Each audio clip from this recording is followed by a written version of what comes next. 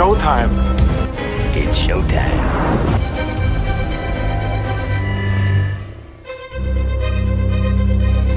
And here we go.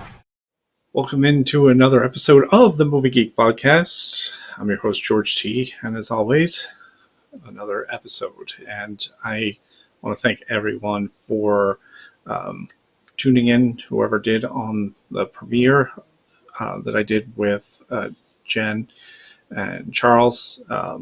Really much appreciated. Also, the shorts that I've been putting up. Again, as I said to them, I started this podcast because Ashley, my girlfriend, wanted me to talk about movies. I also wanted to do this because it's just a hobby.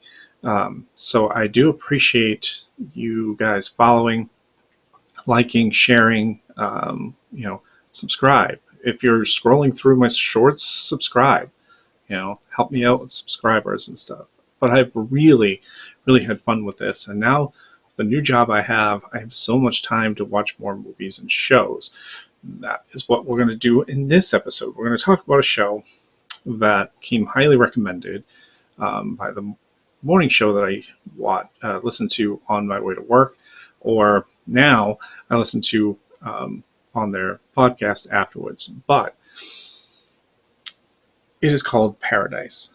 But before I get to Paradise, let us talk about TV shows that I am waiting for, very much so, in this series. Now, I talked about this in another episode, but I want to talk about a few series that I am looking forward to. We start with Last of Us Season 2, which starts next week. Looking forward to this. I know there's some. They already greenlighted Season 3. So we're not going to follow the second game the way the game, like in Season 1. We're going to follow a different path. It looks like we're going to see more of Joel and Ellie's lives inside camps. We also will see probably the beginning of Abby's redemption story. So Abby is the main villain, or I want to say villain, in the second game. And in the second game, she does something to Joel.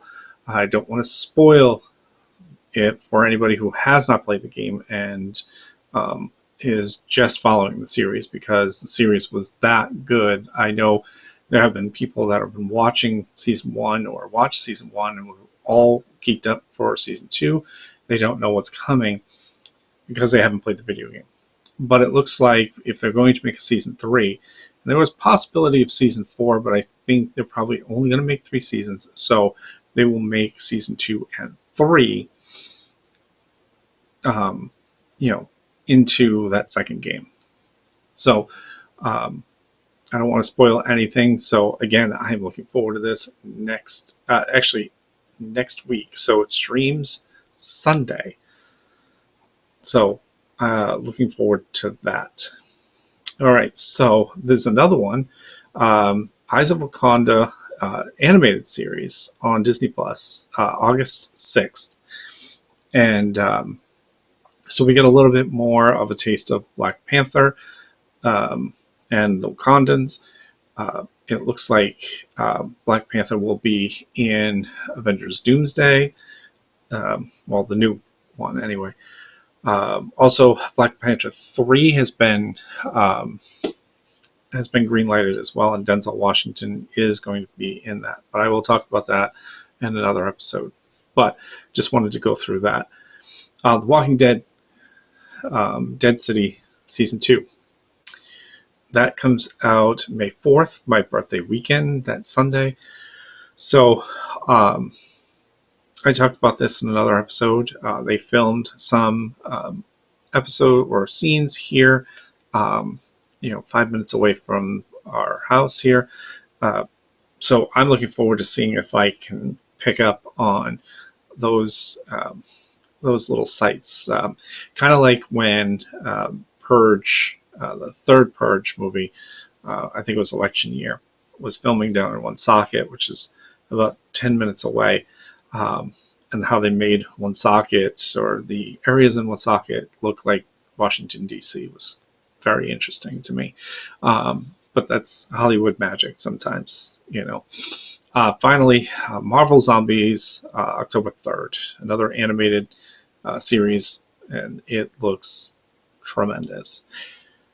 Oh, and the reason why I'm not bringing this up right now is because we're still not sure this is going to come out this year, although there is talks that it will be out this year. But Stranger Things Season 5 has no date as of yet. It says fall of this year. However, we all know it's been delayed so many times. I know they wrapped up their production and are trying to get it ready to be out on Netflix as soon as possible. So again, there may be another delay, who knows, but right now that is slated for the end or toward the end of this year.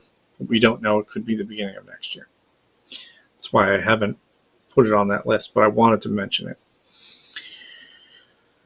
I'm also trying to finish up Daredevil, also the Spider-Man one for Marvel, and The Hunting Party. That looks very interesting. It has one of the characters from Manifest as the lead detective in this series, so I'm looking forward to that. And documentaries. There's so many documentaries out there. If you are a sports fan, you have to watch the two Red Sox ones on Netflix. The Comeback, and I don't remember what this new one is. It just dropped this week, but it's really good from what I've seen of the preview and what I've seen so far. And then, of course, on Max, Celtic City. So if you're sports fans of Boston sports, or if you're not from Boston but you want to know more about Boston sports that you don't already know, these are good episodes. And of course, the true crime stuff. There's just so many of these dropping, and I'll probably touch on a few of them as we go along. But right now I want to talk about Paradise. So again, this was a recommendation watch, and I'm very glad I got to watch it. So this is a very interesting show. So think Under the Dome, where or also think of the movie 2012. Think of just every kind of doomsday scenario. So this starts out with Sterling K. Brown, who does many different roles for this show. He plays Xavier Collins. He is Secret Service for the President of the United States, who is played by James Marsden, who is Cal Bradford. So their first meeting is very strange. Cal is very open and very blunt. He doesn't seem to have that filter. He basically calls Xavier into his office, says that he wants to hire him as the head of his security. Xavier says, well, you have one already. And he's like, well, he's an old white guy. He's probably going to die soon. I would like a black man to handle my security detail. And you just happen to be a black man. And so, again, kind of harsh, but at the same time, again, he has no filter. So, then he's asking him kind of poignant questions. And you think, oh my God, this guy's a jerk. Like, Cal's just a jerk. The president is a jerk. But it's kind of his personality. And again, as you go through the series, you're going to see how his kind of openness actually helps him in a way.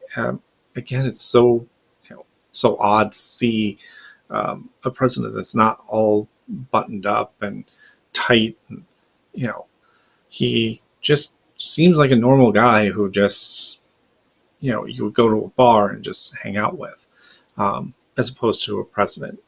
So that kind of dynamic starts off in kind of a weird, scenario type thing.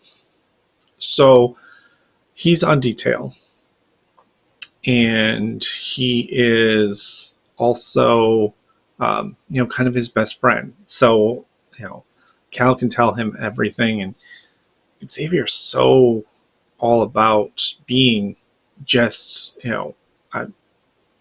my job, and so it's kind of a good dynamic.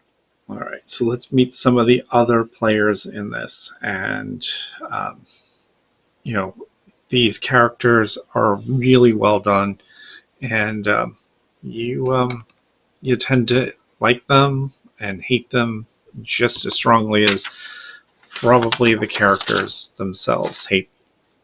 It's very weird. So we have Julianne Nicholson plays Sinatra.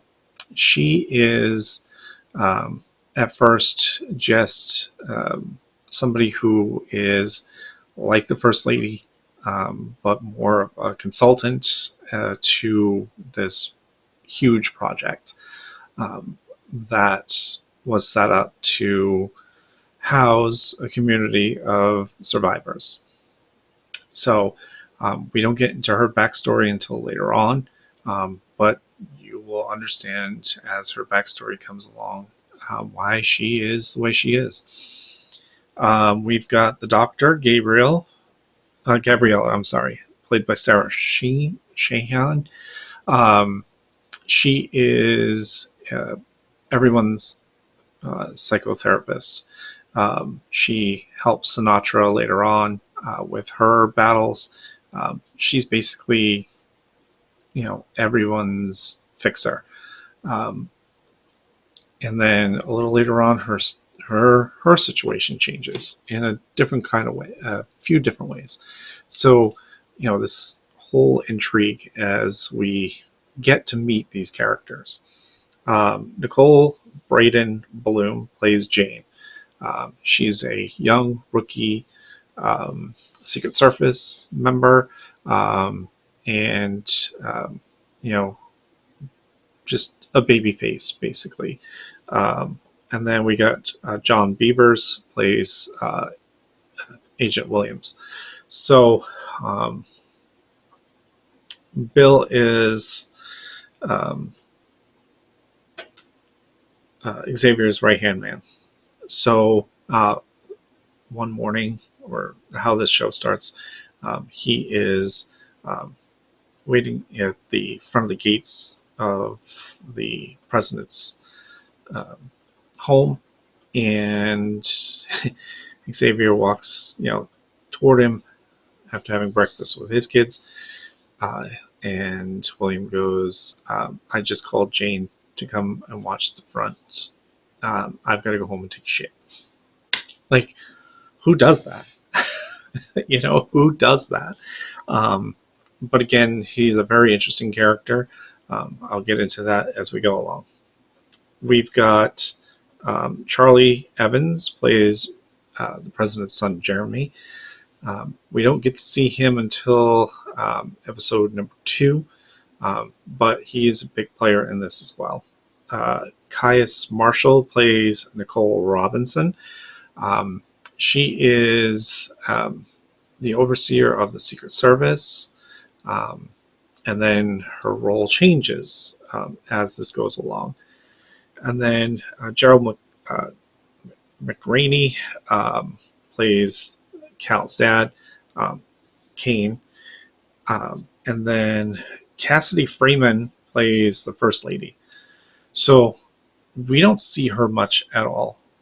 The First Lady, and so her name is Jessica Jessica and Cal are not really married anymore. They've been divorced or getting divorced, but they're putting on a show for the people. Like, oh yeah, they're still together and stuff.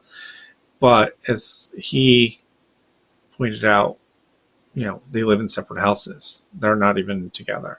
Um, their son Jeremy stays with her, or sometimes stays at his place. So again, it's kind of a weird, dynamic in that regard. And one of the other ones is Aaliyah Maston.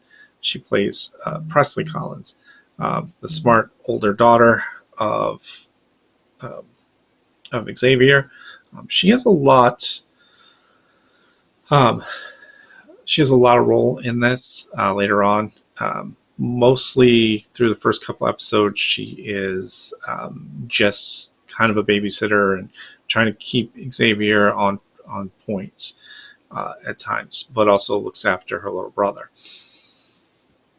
So as the episode rolls through, Xavier, um, knowing the president's schedule, when he wakes up, when he goes to the gym, and eats breakfast and whatnot, notices there's something weird. Well, for one, he's not answering at the residence.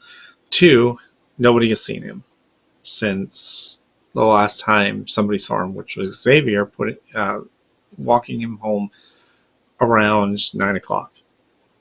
And then security didn't see him again until 10 o'clock on the monitors. So Xavier goes in, starts looking around. Nothing seems out of place. Hey, maybe he overslept. I'm going to go upstairs to his bedroom. So he goes upstairs. And that's where the real problems begin, as he finds Cal laying on the ground, bloody to death. He spirals for a minute, trying to figure out, what he should do. Because, oh my God, this is my guy. This was my watch. My guys were all in position. The cameras were rolling. But he wanted to survey the area first. He looked around, took notes of everything in his mind, what he saw in that room before he called anyone. His first call was to Bill, because he was his kind of right-hand man, and confided in him that the president has been murdered. I need you to get back here right away. I want nobody to know about this, you and me. Jane comes in and finds Xavier kind of wild up. Jane, get everyone to the front lawn. There's been an incident. I want to go over everything with everyone. He goes to the security room, surveillance room. Some reason the monitors were turned off, or the cameras were turned off at 10:08. Well, who was the last one to see him? Well, it was Xavier, but he did not see him after 9 or 9:30 or whatever it was. So somebody turned the cameras off, and then somebody bludgeoned him to death. So now we've got a who done it. So it starts to spread a little bit. Okay, who had access to go in and change data or do this or do that? Sinatra was one of the only ones that could, besides Xavier and Nicole. So Sinatra is kind of now head of everything. So she has Nicole interrogate Xavier, and we find out that Xavier doesn't feel comfortable being examined by her because Nicole was sleeping with the president. So she would have motive to try to pin it on him. So there's a little wrinkle there, and you're like, okay, this is going to get a little juicy. The doctor goes in and starts to interrogate him. And she writes down on her hand an answer for him to say. So she's like, are you happy that Cal is dead? and she turns her hand over, and it says yes. And so she's away from Sinatra, and she mouths, "Just say it." And so he says yes. So Sinatra and Nicole are looking at the evidence with the doctor, and they're like, he's telling the truth. He wouldn't lie. So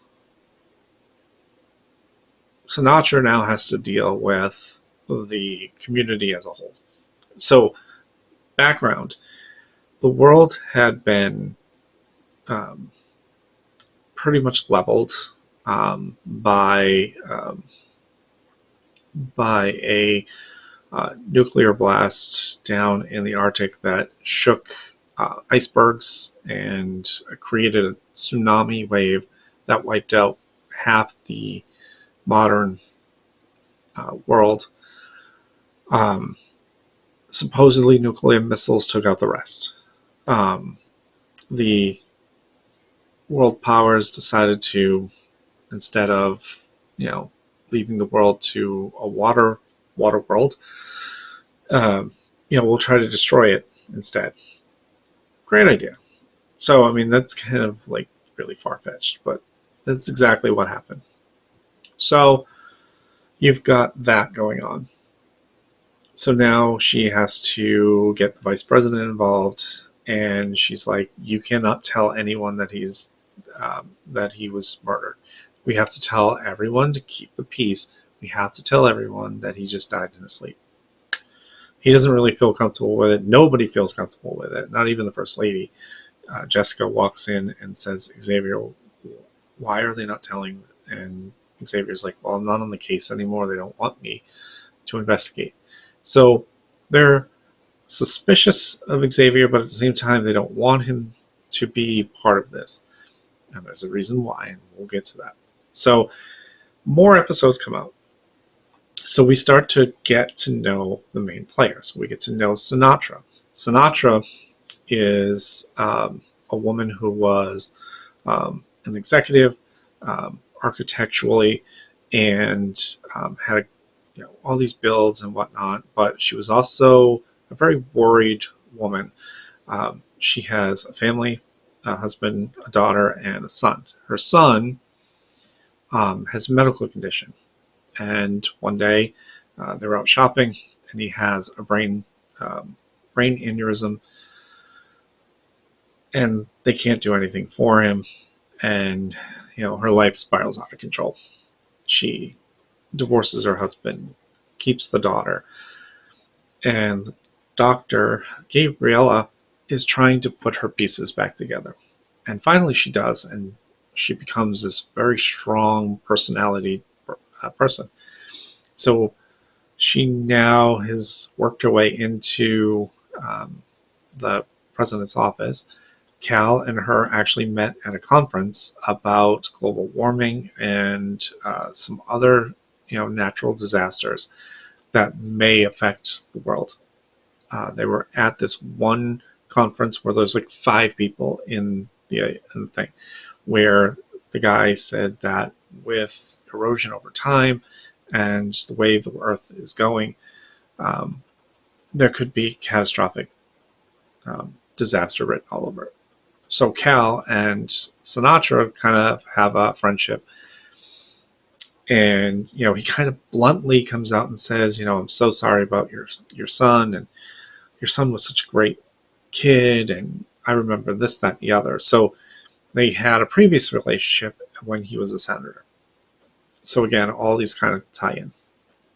We also see another episode where we have Jane and Will.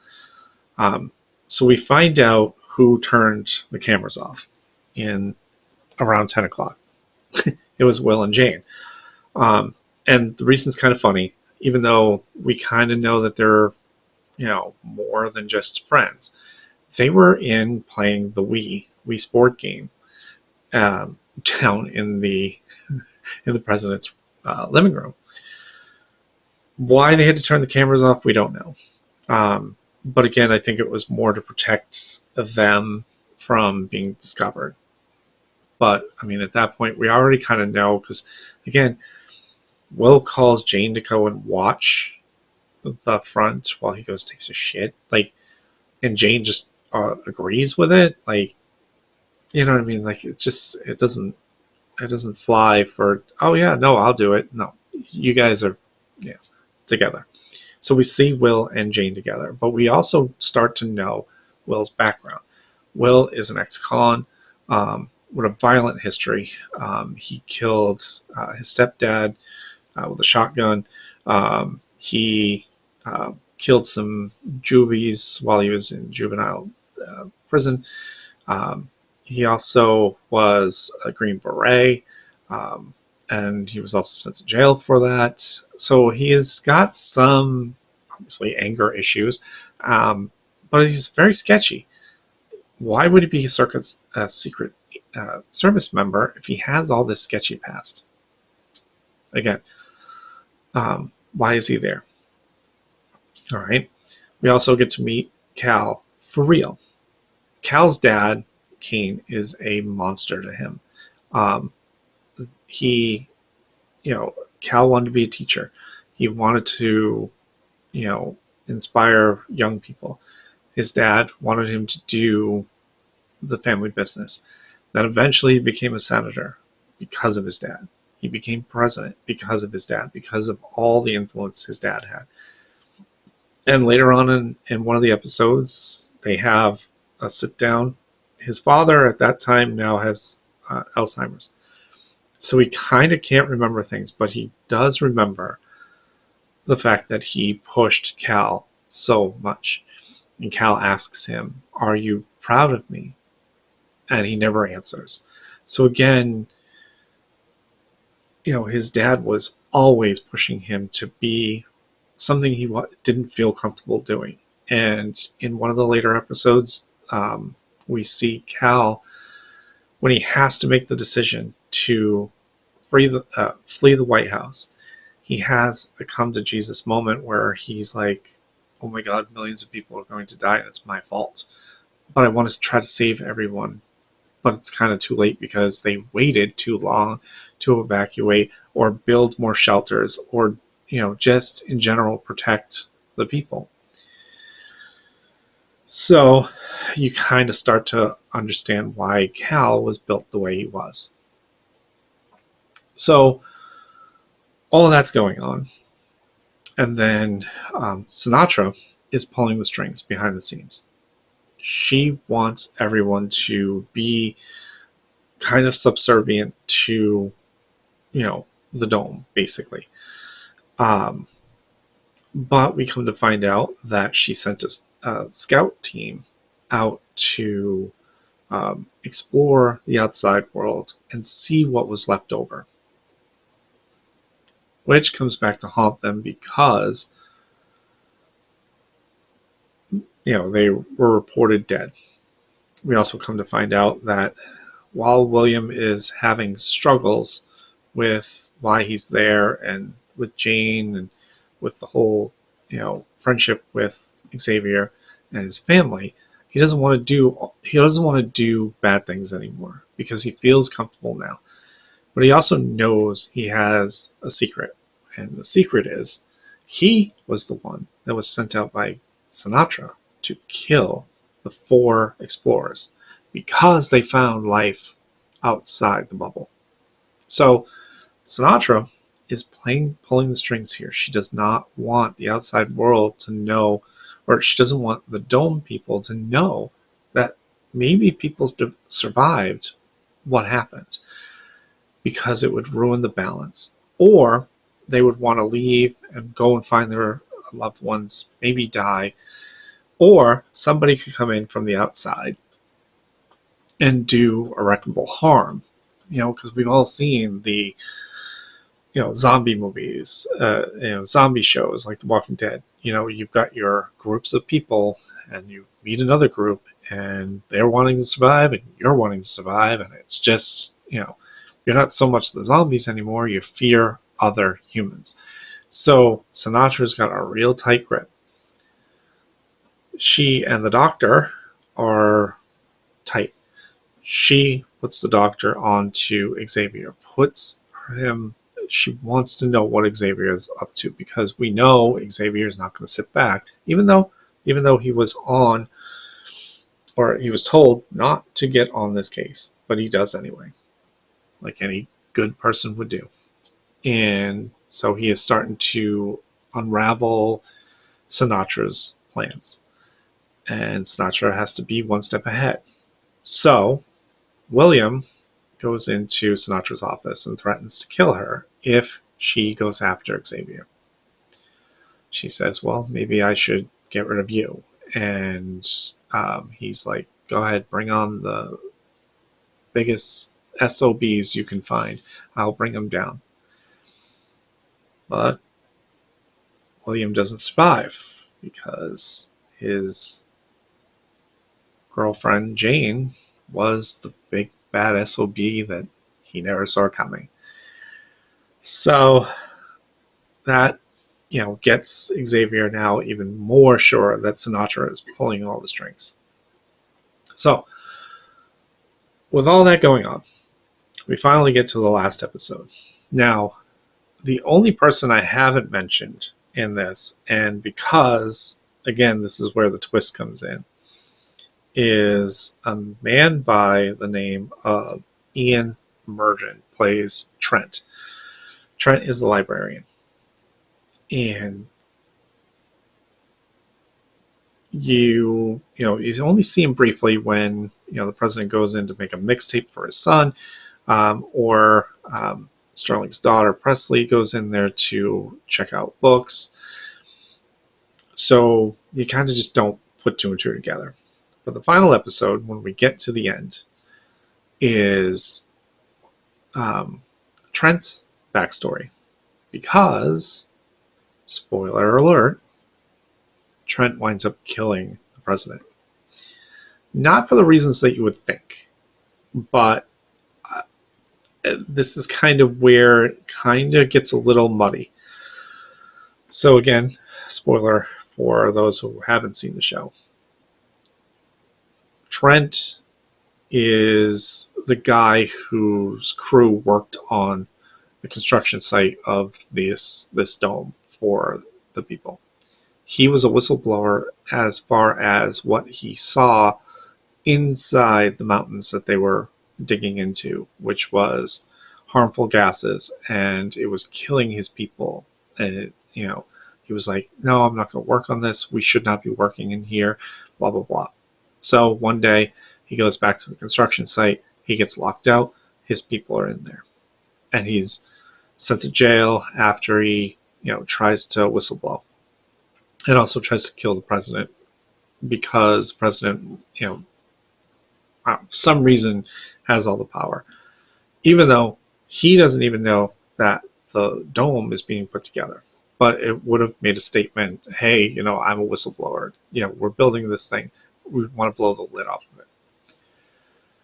Once this whole thing starts with the huge wave, anarchy, chaos just happens, and he winds up escaping the prison he's in. He takes on the identity of Trent, winds up going into there and works as a librarian.